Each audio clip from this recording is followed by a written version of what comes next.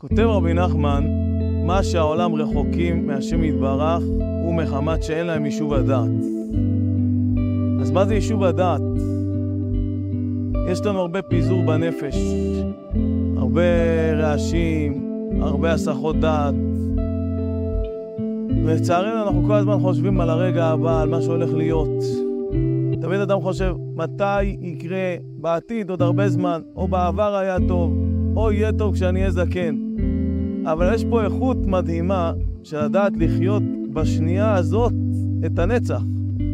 בשנייה הזאת לחוות את השלווה הפנימית. זה המרכז החדש של אהבת עולם, מרכז שמביא בשורה גדולה לעם ישראל.